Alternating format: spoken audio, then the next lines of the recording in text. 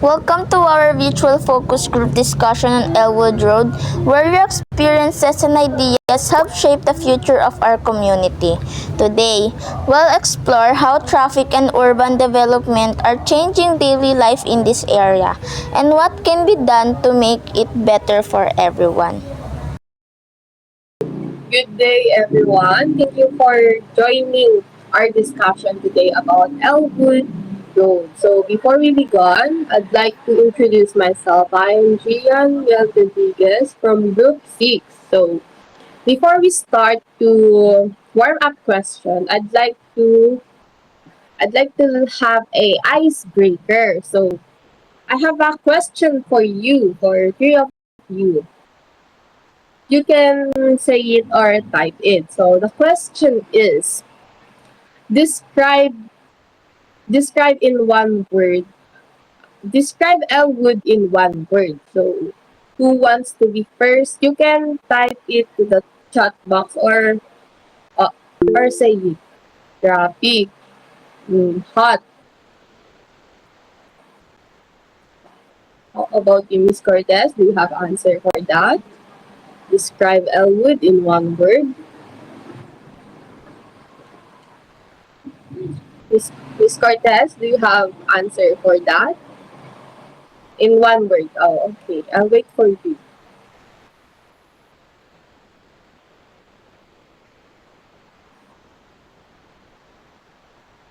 One word. Ano po? Ay, crowded. Crowded. Okay, thank you for that. So, let's move on to the warm-up question.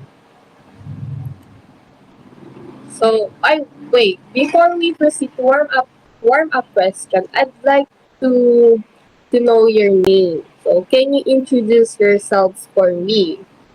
Who wants to be first? Miss Santos, do you want to be first? What's your name? My name is Mariel Corcuera. Mariel, how about you, Miss Cortez? Good afternoon. My name is Cortez Rodolfo Jr. D. How about you, Mr. Andes? My name is Patrick Russell M. Andes. Okay, so now I'd like to say the ground rules of in this Google Meet. So number one person speak at a time. So number two, respect each other opinion. Remember that there is no wrong answer for this. Number three, keep answer honest and to the point and direct to the point. So the number three, this discussion is confidential. Your names will not appear in our report. So let's move on to the warm up question. Are you ready? Are you ready, everyone? Oh. For our question number one, what is your usual mode of transportation when using Elwood Road and why? Miss Miss Santos, would you like to answer? Motorcycle.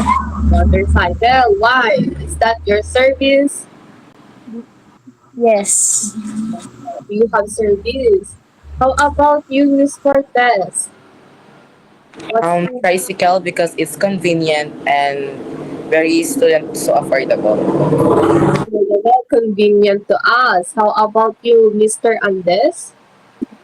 Jeep and tricycle due to affordability and ease of carrying household items. Affordability. I love that. So for our question number two, do you usually avoid Elwood Road during peak hours? If yes, what's your alternative route? Do you experience traffic in Elwood? What is your alternative route for that? How can Can I hear answer from Mr. Cortez? Mm, Ms. Cortez? I don't have alternative road, but because I walk, if Oh, you walk very if it's traffic, if it's traffic. How many minutes do you usually spend for that? 5 to 10 minutes. 5 to 10 minutes. Oh, that's not bad at all. How about you, Miss Santos? Yes, my alternative route is through Jupiter Street because it's less traffic. It's less traffic for that. I'm not familiar in the place. So how about you, Mr. Andes? What's your alternative route? An alternative route could be taking Tandang Sora Avenue to avoid congestion on Elwood Road. Tandang Sora. I'm not familiar with that. So for our question number 3, in what ways does traffic congestion on Elwood affect your daily life? As a student, how traffic congestion affect your daily routine? Who wants to answer first? Would like to volunteer? Miss Cortez? Miss Santos, what's your answer? Can I hear that? Can I hear? It sometimes make me late for school, especially when it's rush hour. Can you solve that problem? Can you give us stories or experience how you handled that situation?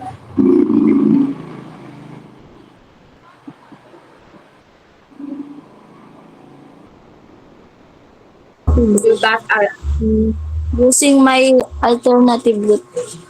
using your alternative route. How about Miss Cortez? I'd rather to choose to walk. You rather do walk?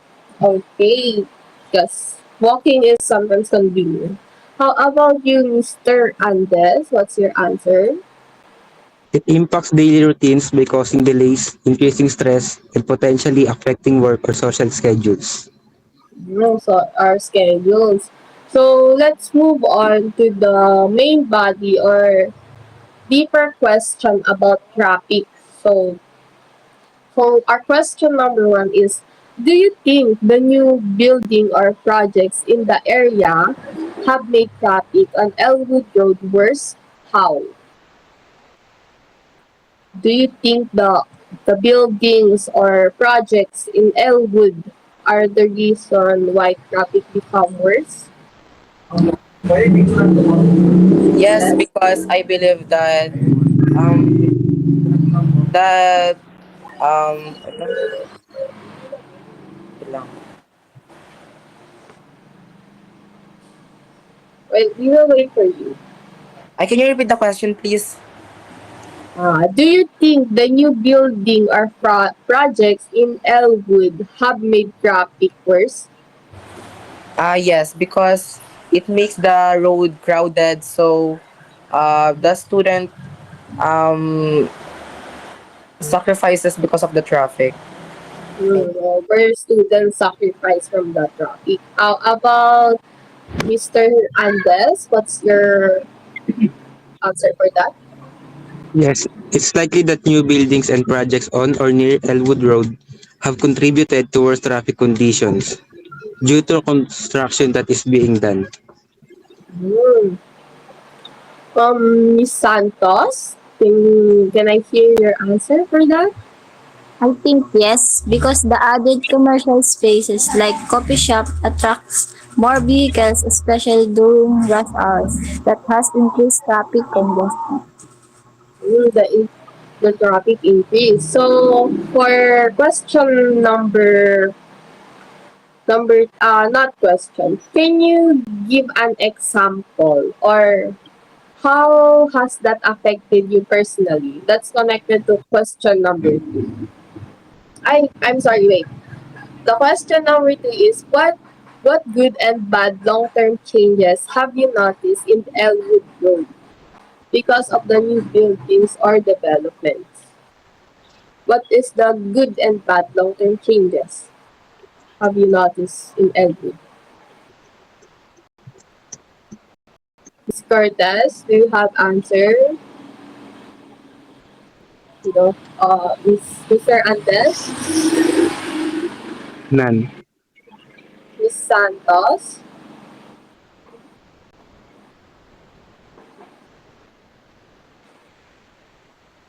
hmm? Ano pong, what is the Ah, question? this question. What good long-term changes you have you noticed in life along Elwood Road because of the new buildings? The good long-term, like the good side of For the good long-term changes, added more commercial space like shops, restaurants, coffee shops, and others. More, makes errands more convenient because the services are closest to the residents.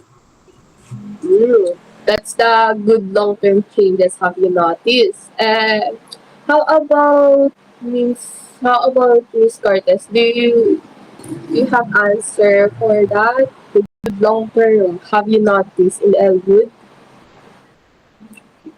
How about you, Mr. Andes? Do you have answer for that? And last question. What do you think is the bad long-term changes have you noticed in along Elwood because of the new buildings or developments? It makes the traffic worse, you Worse, know. the traffic become worse for the students suffered. How about you, Miss Santos? Do you have answer for that? Same with Miss Curtis. I say with this, Mr. That's how about you, Mr. Andes? No, oh, okay. So, for our last question, if you could change one thing about Elwood Road tomorrow, what would it be? If you have a power to change something along Elwood Road, what would it be? Who wants to volunteer? Miss Cortez? If I were given a chance to change something in Elwood Road, what would be and why? For me, it's the road. I will make the road bigger and remove the um, structure that is not really unnecessary to avoid traffic and to make the commuters comfortable. Thank you. Comfortable. You want to expand the road Yes. for how do you have answer, Miss Santos? Or same as Miss Cortez? You want to expand the road for the better Same po. Same. what? Same. How about you, Mr. Andes? No answer. No answer. Okay. So that's all. Thank you for sharing your time today. Your feedback will help us better understand the impact on traffic congestion and urban development in Elwood. So I'd like to say na your answer or your privacy will be secured. Don't worry about your privacy. It will be secured, and we really appreciate your participation in this G-Meet, in this discussion. So that's all. Thank you, thank you everyone. Thank you for your team, for your Thank time.